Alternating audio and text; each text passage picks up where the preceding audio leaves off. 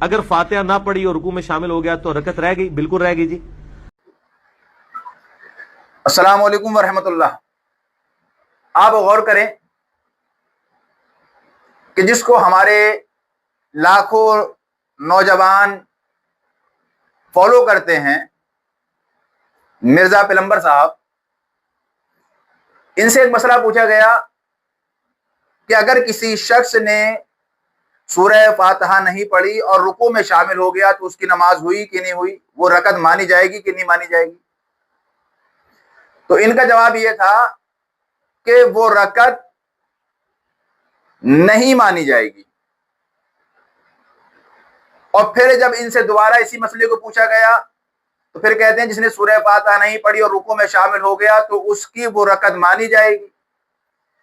جس بندے کو مسائل تک کی جانکاری نہ ہو، جو خود کنفیوز ہے کہ میں لوگوں کو صحیح بتا رہا ہوں یا غلط بتا رہا ہوں، آج ہزاروں لاکھوں لوگ اس بندے کو فالو کر رہے ہیں۔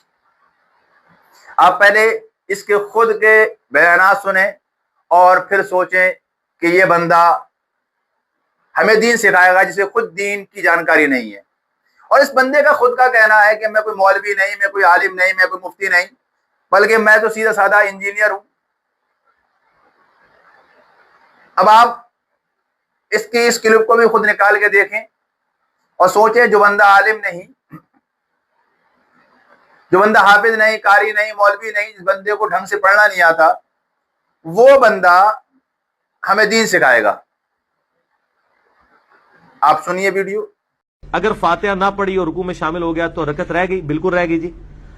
سورہ فاتحہ پڑھے بغیر رکوع میں جانے سے کیا رکعت ادا ہو جاتی ہے؟ جی، رکعت ادا ہو جاتی ہے۔ واضح حدیث ہے مصنف ابن ابی شیبہ میں اور سنن کبریٰ البیہقی میں، پوری امت کا اتفاق ہے، حنفی، شافعی، مالکی، حنبلی، چاروں ائمہ اور ان کے ماننے والے اور اہل تشیع کے ہاں بھی رکوع میں رکعت مل جاتی ہے۔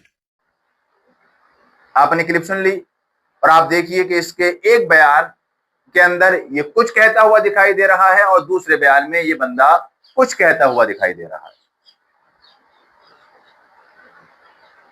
لہذا ایسے بندے کو کبھی بھی اپنا آئیڈیل نہ بنائیں۔